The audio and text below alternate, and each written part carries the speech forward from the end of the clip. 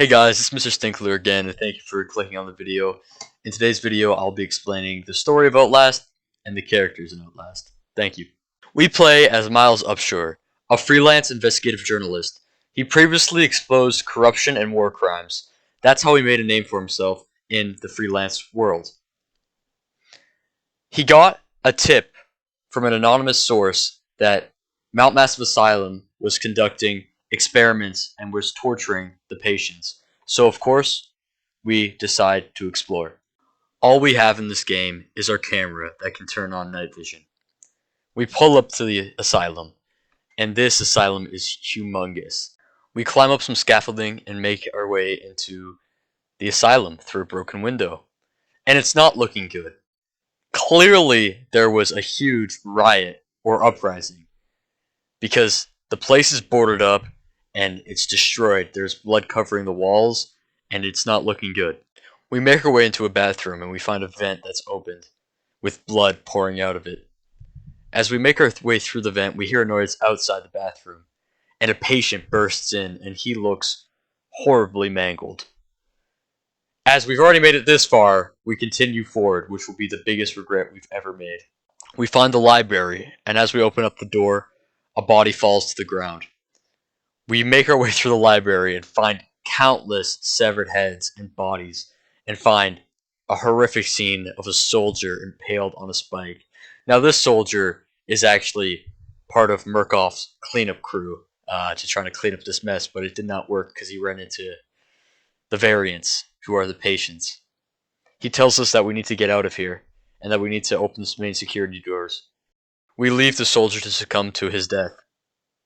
We see this huge monster, and we run, but sadly the bastard catches us and throws us through a window, knocking us out.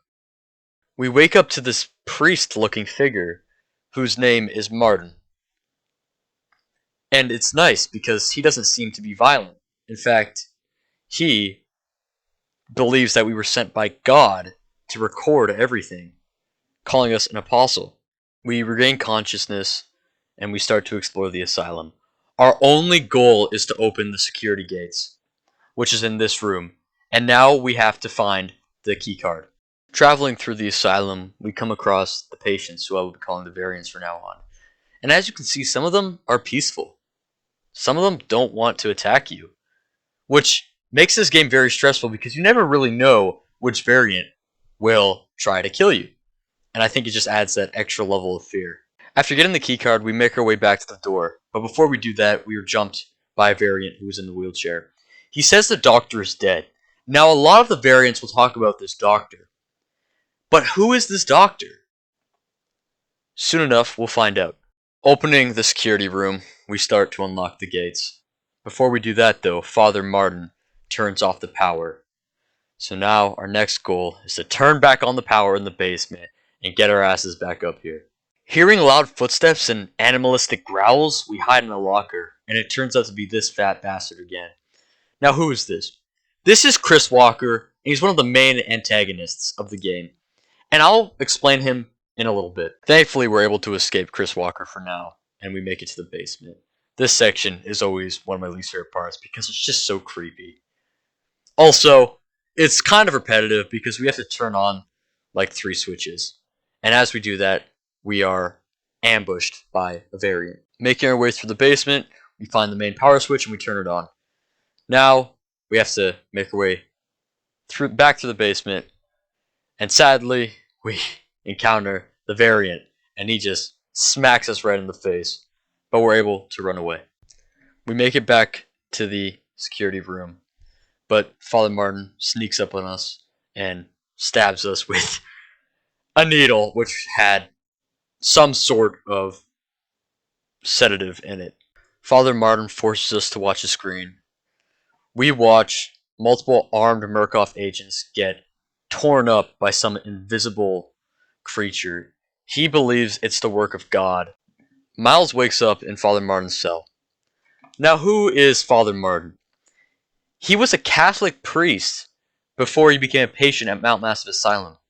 He was exposed to the Wall Rider experiments. Now, that is the main thing Murkoff worked on in this facility. These experiments destroyed his sanity, turning him into a delusional priest. He thought he was some sort of prophet, and he had religious delusions. He now runs a faith inside Mount Massive Asylum, and he has many followers that believe in the Wall Rider. And I'll explain who the Wall Rider is in a little bit. One of Father Martin's followers lets us out of his cell, and we run into these two naked bozos. And they are reoccurring characters, so of course I'll explain them a bit later when we run into them again. But they are crazy. And, fun fact, they're also an insta-kill. I found out the hard way. Miles finds himself following the blood, which is what is written on the walls. So, of course, we obey. Because for some reason, we are just as stupid as these variants. And we actually run into a variant killing a Murkoff officer, which, when I first saw this, it was kind of eye-opening to me that, okay, clearly this event just happened. It's recent. Because we see agents still inside the building trying to clear out the variants. But clearly they're unsuccessful. And of course, we're jumped by these douchebags, and we have to escape them. We escape those variants who try to jump us, and we run into our naked friends again. From now on, I'll be calling them the twins, because that's how Outlast calls them, and it's just easier for me to remember. Avoiding the twins, we make our way deeper into the cell blocks. We find Chris Walker ripping off the head of a Murkoff worker. Now, how did this happen? How did every variant escape? Well, it's simple. The Wall Rider got out of containment. And again, I'll explain how that happened a little bit later, and I'll definitely explain what the Wall Rider is. As we run through the asylum, we come across the twins again. One's behind us and one's in front of us. And now is a good time to explain who they are. The twins are quite different compared to the other variants. They kept their speech and their intelligence. They ambush their prey. They're very sadistic people. I mean, they're clearly psychopaths. But a cool detail on them is that on both their stomachs there is a scar, which kind of hints towards them maybe have been conjoined at one point in their life. Clearly not anymore, because they're just both nudists walking around. It is also important that they were exposed to the Wall Rider experiment, hence why they are actually followers of Father Martin, which is why they don't kill us. Needing a way through those doors, we press a button. Sadly, Chris Walker just teleports to us and starts breaking open the glass. And so now we have to try to escape him. Somehow a fire started because of what Chris Walker did, and we're blown out through a window.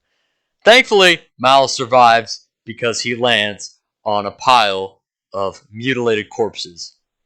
And now we have to face Chris Walker face to face. But of course we can't attack him. We can only run and hide. Who is Chris Walker? Easily the most identifiable character in the whole Outlast series. Chris Walker was a US soldier who saw extreme combat and developed severe PTSD. After returning home, he became mentally unstable and violent.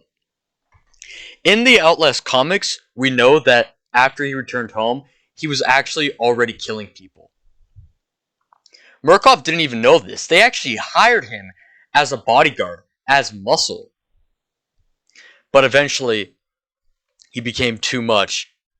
He became too unstable, and they admitted him as a patient.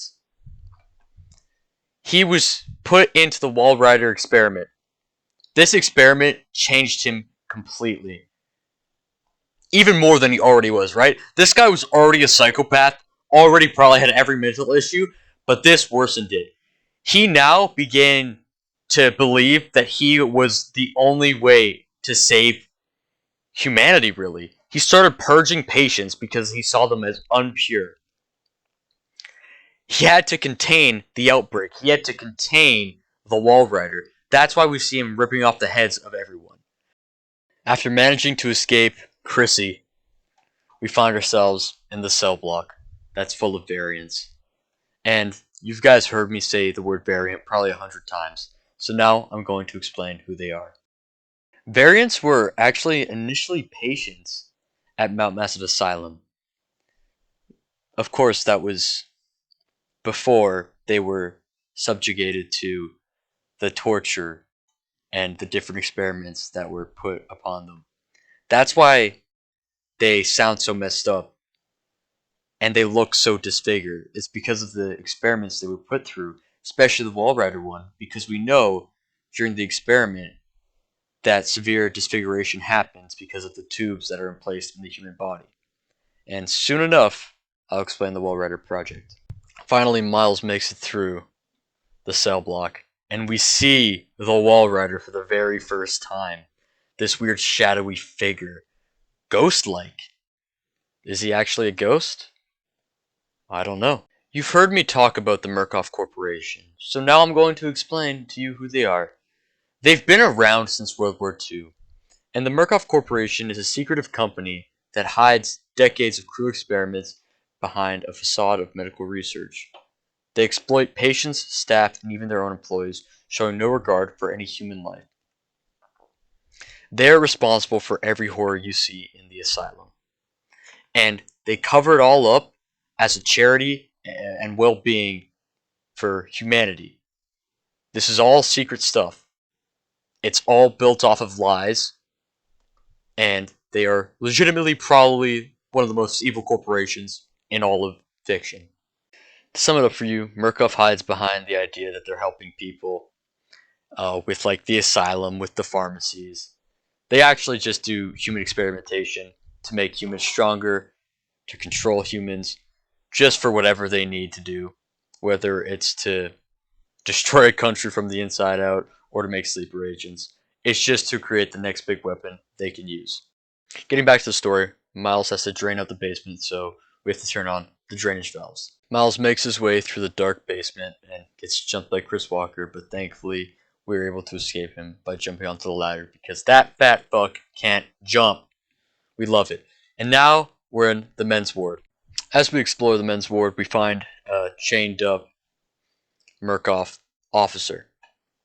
He screams because he's a piece of shit, and now we are getting chased by three variants. And this scene is so stressful. I mean, the idea that three of these psychos are chasing you, man, it makes my blood boil in fear. Not even in anger, in just fear. And so now we have to push these crates and run for it. Miles, being an absolute athlete, is able to like just hop over desks, make huge jumps, and thinking we're in the clear. I always take breaths here, like, oh, thank God I've escaped. Nope, they're banging on that door, and we gotta continue running and jumping over things. And the parkour in this game is so awesome, and it's one of my favorite things about this game. Sadly, we can't outrun them, and we run into a dead end. But thankfully, an absolute Chad's like, hop in the dumbwaiter. I'm not one of these variants. And we fall for it because he sounds normal. But it was a trick. We run into this douchebag, and I can't tell you how much I hate this piece of shit. This is Richard Traeger, and I'll explain him in just a little bit. But us being with him is not good. In fact, we would have been better off being demolished by those three variants. He bounds us to a wheelchair because he's just into that freaky stuff. And the little bastard taunts us to the exit.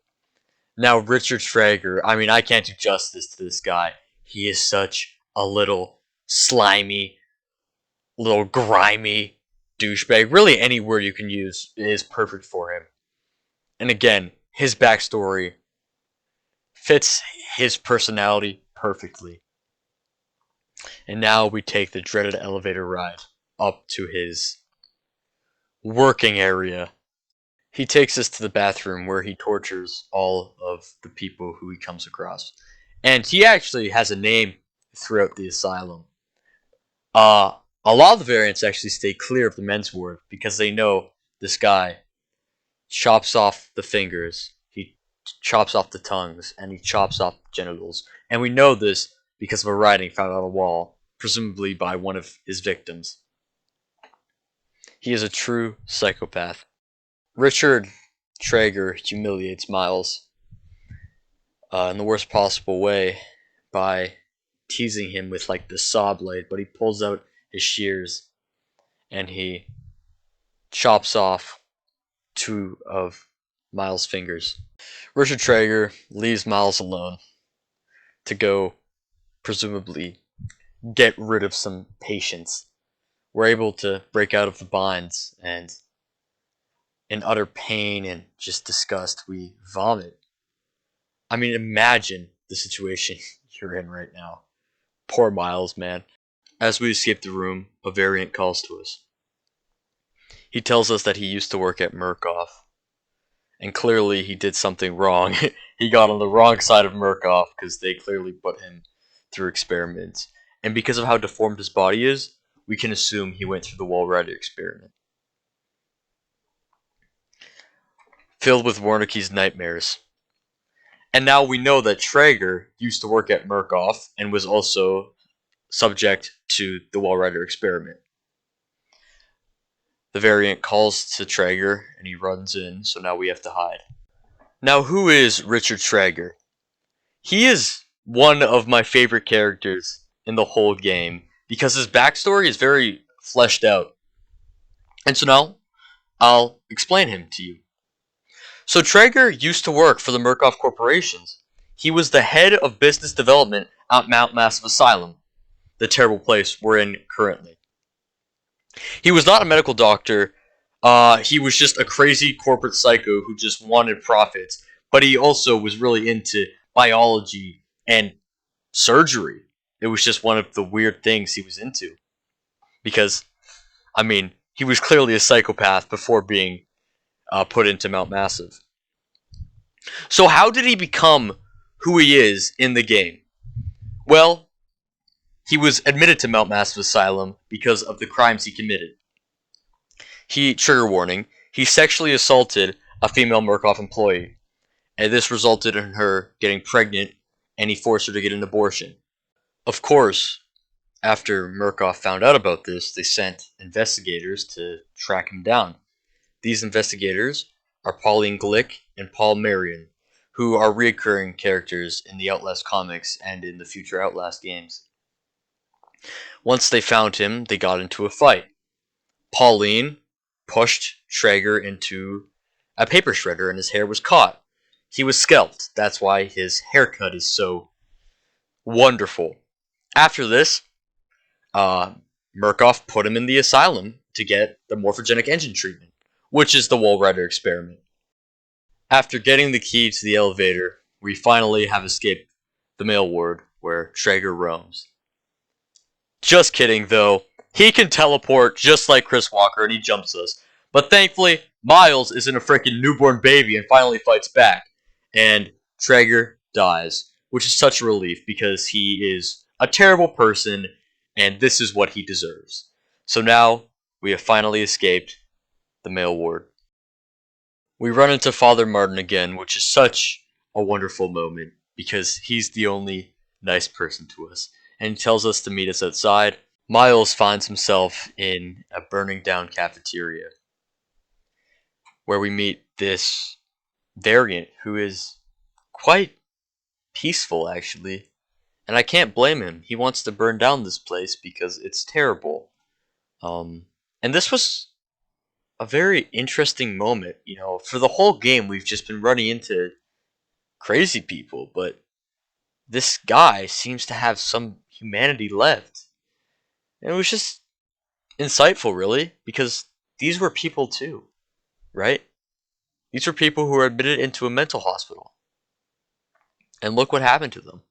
But now we have to turn on the water valve so that we can get the sprinklers on and make our way through the kitchen. After making our way through the kitchen, we find ourselves outside, where we run into the Walrider. We finally get a full-up glimpse of this creature, of this ghost. Once we make it through the courtyard, we find the goat again. Father Martin, who knows that we saw the Walrider, which is driving us crazy, of course. But now we have to use the upper floors to reach Father Martin, and we find ourselves going through the female ward. Now, why is there no female variants? Well, it's because the morphogenic engine, the main project that was worked on in this facility, caused phantom pregnancies. No matter if you were a female employee who was away from it, or a female patient. It caused phantom pregnancies, so they moved every female away from the facility. After the hellish experience we went through in the female ward, we make this huge jump because Miles is just an Olympian, but we lose our camera. And so now we have to go find our camera because it has everything. It has all the footage we recorded, but it's also our light source. So now we gotta track through this dark, horrific place without our safety camera. This section is so terrifying, running through the dark without the camera, because it just makes you feel safe. You've had it all game and now you've lost it. But then we see it. We find our love, our beautiful camcorder, and we pick it up, and then we're jumped by 3 variants, which is just not fun. And so now we gotta get the hell out of there. And during the section, they're screaming, and it's just very intense. But we're the GOAT. We're Miles. We can do anything. And we escape them. Climbing through a vent shaft, we see a very familiar sight. The lobby. And this area is just so amazing. It's nice and light, and I feel so close to escape.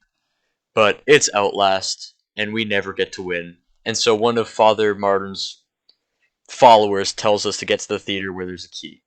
And so now we gotta get the key. As we go through the theater, a movie plays, or a film rather, and it's of Dr. Wernicke talking to some Murkoff agent.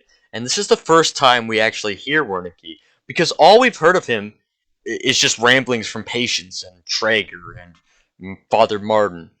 So really all trustworthy sources, you know? And this section is pretty eye-opening. Wernicke was real. And they say that Doctor is dead, but is he really? This recording doesn't seem too old. And this adds an extra layer of mystery. Maybe Wernicke is alive.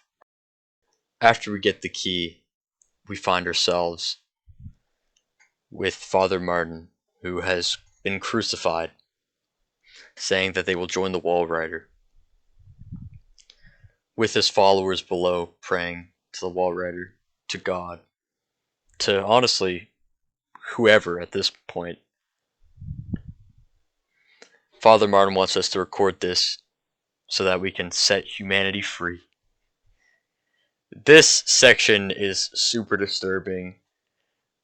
It's just they really pushed so hard with this death. Like, I'm stumbling over my words. It's like, this is Father Martin. You know, he's been pretty chill throughout the game, but now he's gonna die. He fixed the elevator for us, he tells us, you know? We've seen so much horror, and now we're seeing Father Martin, who's crucified, being set on fire. And so now we have to take the elevator and get out of here. Taking the elevator down, we realized we were lied to.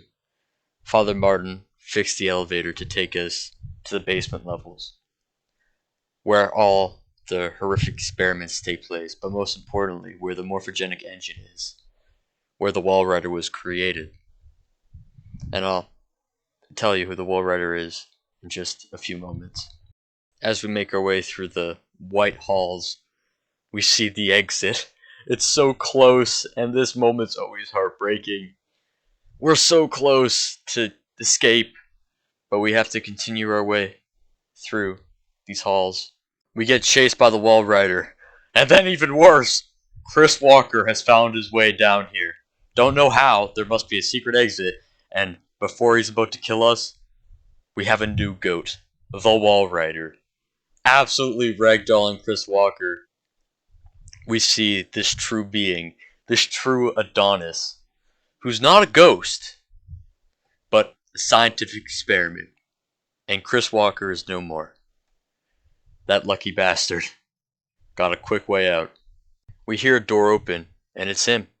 It's Rudolf Wernicke. Who is Rudolf Wernicke? He is a German scientist from the Nazi era who originally worked on mind control and human experimentation programs during World War II. After that, Instead of being imprisoned, the US took him in as one of their own. Wernicke explains to us how we can get rid of the Walrider. We have to turn off his life support, because the Walrider isn't a ghost. It's nanotechnology, which is controlled by the mind of an insane person. And in just a few moments, I'll finally explain the Walrider and the morphogenic engine. Here it is, the morphogenic engine. And that right there is Billy Hope, the host of the Walrider. How does the morphogenic engine work? It bombards subjects with intense psychological and visual stimuli. It breaks down their insanity, their mental state.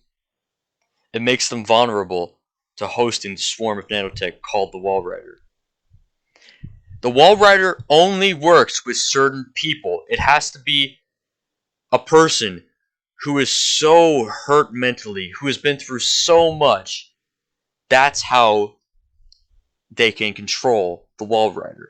Well, they can't control the Walrider, because this is how the asylum became destroyed.